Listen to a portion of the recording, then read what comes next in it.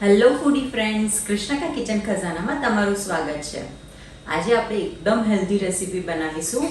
એ છે protein rich backed crackers. તો ચાલો ફટાફટ એની રેસીપી જોઈ લઈએ. જો તમને મારા વિડીયોઝ પસંદ આવતા હોય તો લાઈક કરો, શેર કરો અને સબસ્ક્રાઈબ કરો. તો સૌથી પહેલાં આપણે એક બોલની અંદર લઈશું મગની મોગર દાળ 1 કપ લીધી છે. હવે આપણે એને પ્રોપર ધોઈ કાઢીશું. 2 થી 3 વખત આપણે એને વોશ કરીશું.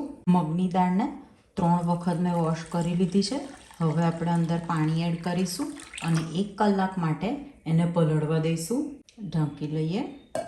1 કલાક થઈ ગયો છે.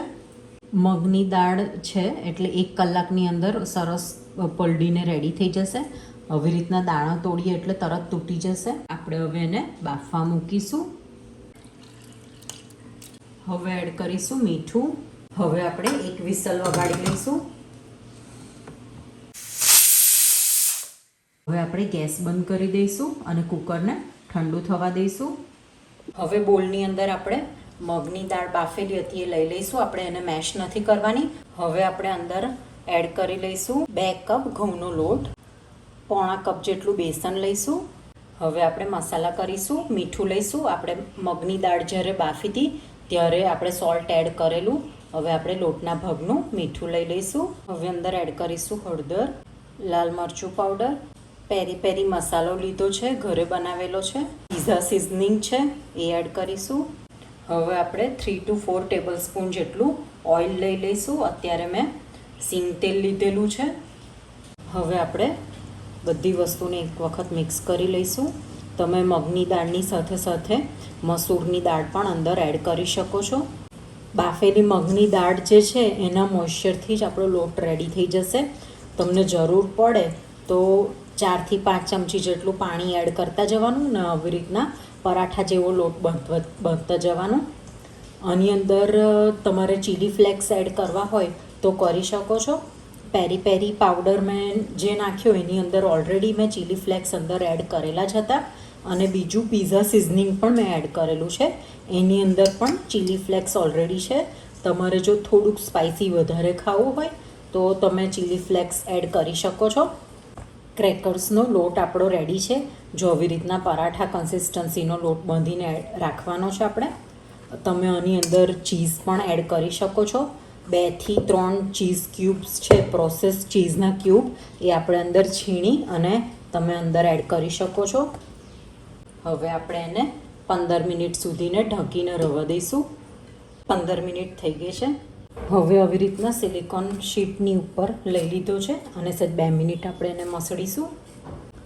અત્યારે મેં ઘઉં અને બેસનનો યુઝ કરીને ક્રેકર્સ બનાવીશું, પણ તમે રાગી, પછી જુવાર છે, બાજરી છે, એ લોટનું કોમ્બિનેશન કરીને પણ ક્રેકર્સ બનાવી શકો છો. હવે લોટ સરસ મસળી ગયો છે. હવે આપણે એને લુવા કરીશું. હવે આપણે એને કટ કરી લઈશું. બોલ્સ બનીને રેડી છે. હવે આપણે એક બોલ લઈ અને એને રોલ કરીશું. વણી લેવાનો છે આપણે. બહુ જાડું પણ નહીં અને બહુ પાતળું પણ નહીં, એ રીતના થિકનેસથી આપણે એને વણી લઈશું. રોટલો આપણો વણીને રેડી છે. હવે આપણે કટ કરી લઈએ. તમારે જે શેપમાં કટ કરવો હોય એ શેપ તમે આપી શકો છો. ક્રેકર્સ કટ થઈને રેડી છે. હવે આપણે એને પ્રીક કરી લઈશું. હવે આપણે એને ઓઇલથી ગ્રીસ કરેલી બેકિંગ ટ્રેની ઉપર રાખીશું. આવી રીતના થોડાક છોટા છોટા એને ગોઠવીશું. ક્રેકર્સને આવી રીતના ગોઠવી દીધા છે. હવે આપણે એને બેક કરીશું. હવે આપણે એને ઓટીજી ઓવનમાં લઈ લઈશું. ઓવનને મેં ઓલરેડી 10 મિનિટ 150 ડિગ્રી ઉપર પ્રીહીટ કરેલું જ છે. હવે આપણે 150 ડિગ્રી ઉપર 20 મિનિટ સુધીને એને બેક કરીશું. 20 મિનિટ થઈ ગઈ છે. આપણે ચેક કરી લઈએ.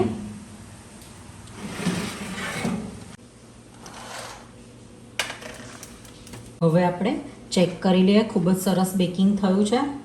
એકદમ ક્રિસ્પી ને બહુ જ સરસ થયા છે. તો સર્વ કરી લઈએ આપણા ક્રેકર્સ. તમે આને ફ્લેવર ચીઝ પાવડરથી પણ કરી શકો છો, ચાટ મસાલાથી પણ કરી શકો છો. તમે કિડ્સને આવી રીતના ડબ્બામાં પણ પેક કરી શકો છો.